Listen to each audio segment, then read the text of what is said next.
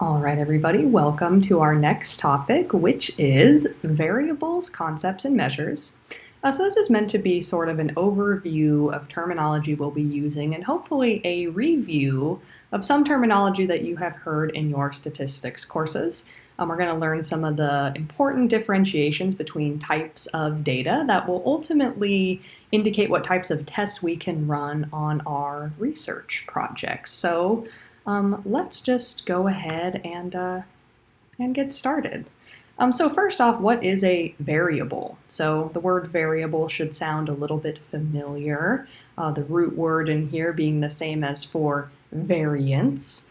So it's anything that can vary that can also be measured. So the simplest form of variance we have is a characteristic or quality that has two different values or categories. So take a yes or no question, for example. Okay, your response can vary, but there are only two options. And otherwise, if we have something more consistent or constant, we would call it a controlled variable or a constant variable.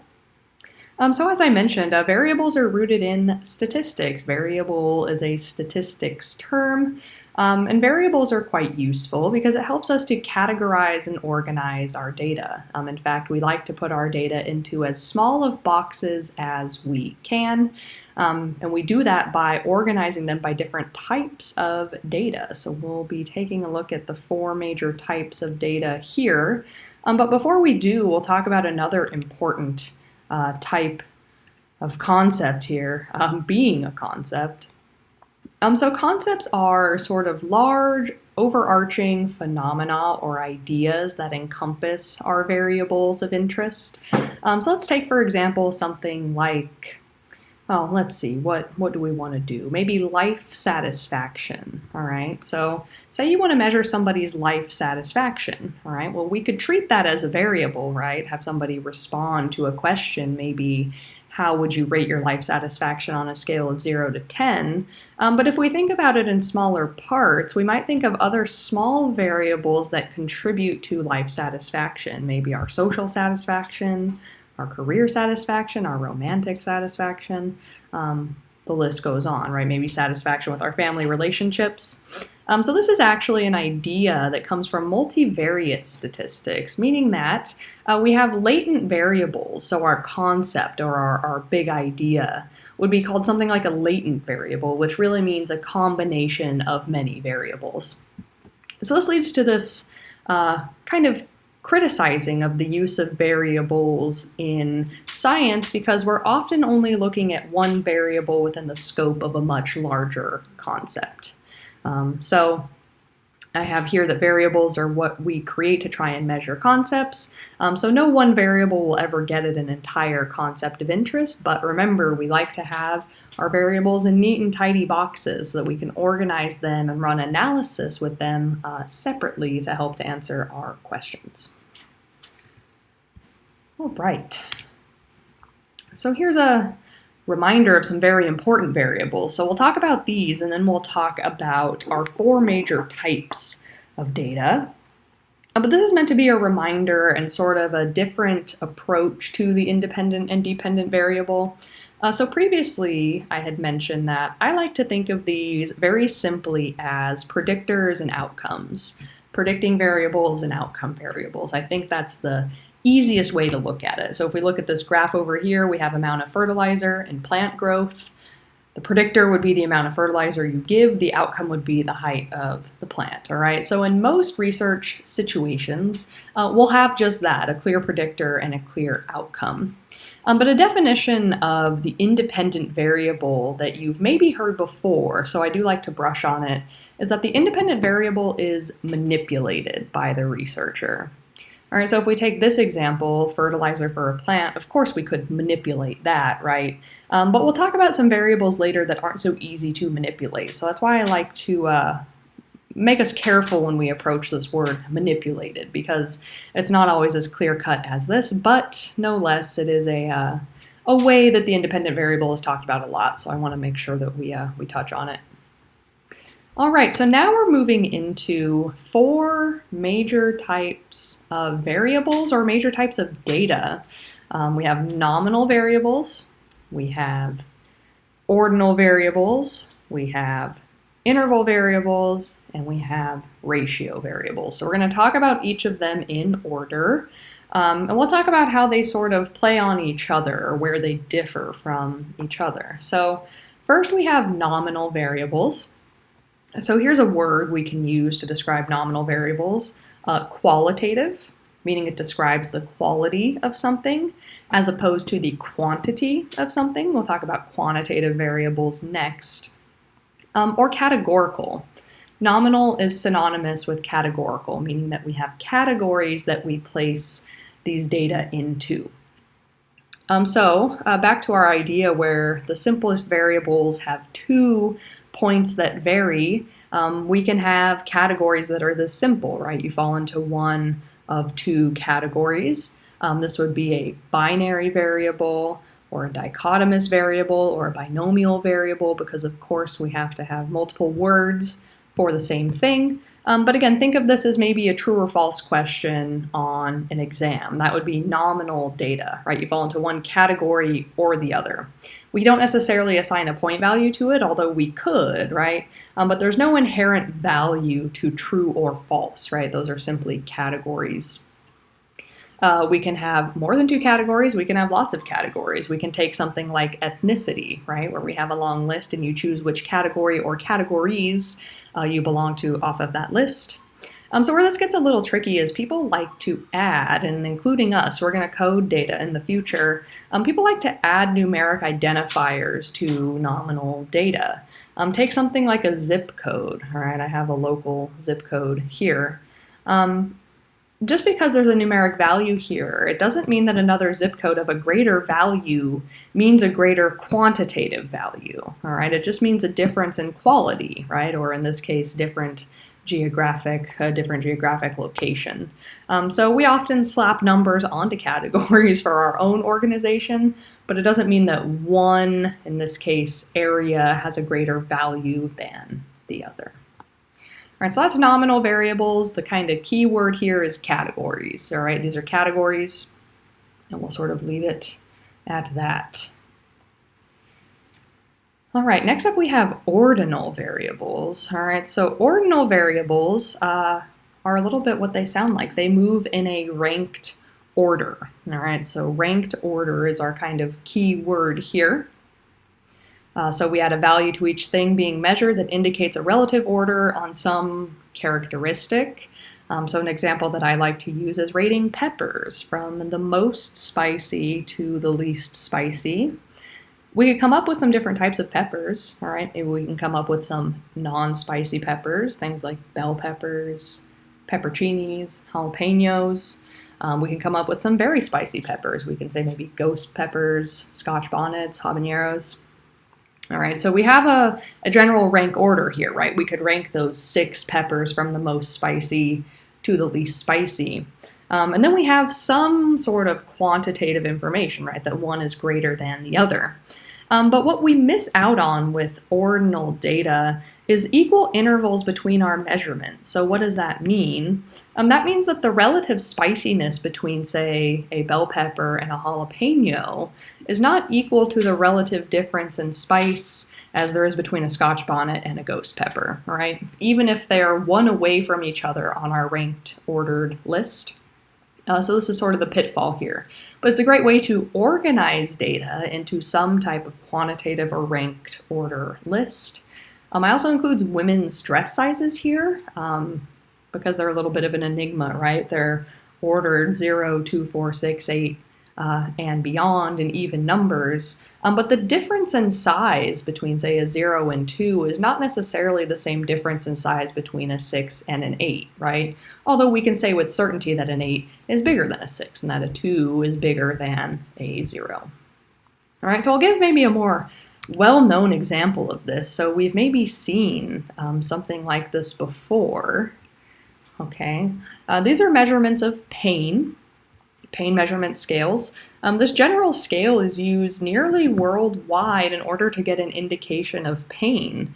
And pain, if we try and understand it on a psychological level, is very difficult to measure, all right? How pain works is that we have receptors or neurons in our body that will send messages to our brain to say that something about our body has been damaged, right? And that's how pain is relayed in the body.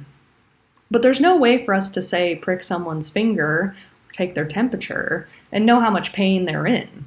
So we result to a rank order scale, all right, ranking from no pain at all to the worst possible pain. This is usually the general idea. But there's been much debate about the best way to do this, all right? Do we try to get people to select their pain level based on a verbal scale, like you see here down below, or a visual scale, like we see up above, that uses color and sort of emotes to get the idea across? So I'll point out a few things here why this is difficult. And pain, again, it's a broad field in psychology, and one of the biggest questions is how to measure pain accurately. So if you have any big ideas on this, you might just have a career ahead of you. But if we look at the top one, let's think about a few reasons why this might be problematic. All right, scales like this are usually directed towards children, or maybe people that are not native to the language in which they are being asked to rate their pain, because the images can help to advise where they want to put themselves on this scale. But some criticism of a scale like this, right, is maybe somebody doesn't cry when they're in pain. All right, so they might be in the worst possible pain or the worst pain of their life, but they're not going to select a 10, right? Maybe their face looks something more like 4 on this scale. All right, so let's take a look at a couple more here. These ones are more kind of for laughs. But this top one here, it's on the same type of scale, all right, from no pain to worst possible pain from 0 to 10, but there's a human face indicating pain. But if we take a look at this, these aren't necessarily so great either, right? Maybe we don't make exactly these expressions when we're in pain. So no less, it's an idea to get a better measure of pain.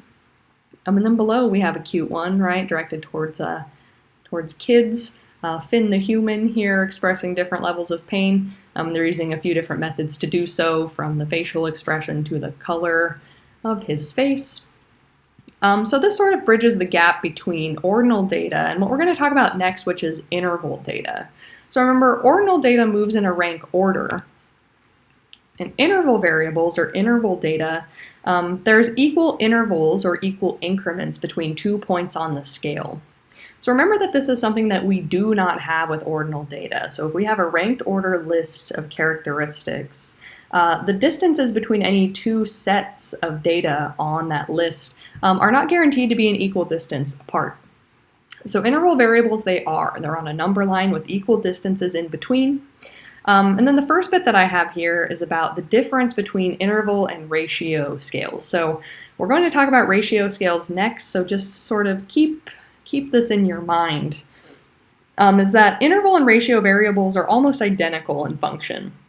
And for us, in terms of our class, we're going to treat them entirely the same. Statistics treat them entirely the same. But we're here to just talk about the conceptual difference between the two. And the difference is that interval variables do not have a clear zero or a true 0 point. So what does that mean? That means that we don't have a zero that means the absence of whatever it is that we're measuring. So I have a couple examples here. An interval is a little strange. We don't have tons of examples of interval data, but here's 2. We have temperature. All right, so we can measure temperature in a few ways, right? We have Fahrenheit, Celsius, Kelvin, right? And there are zeros on each of those scales, but the 0 never means an absence of temperature, right? There's still temperature outside, something measurable.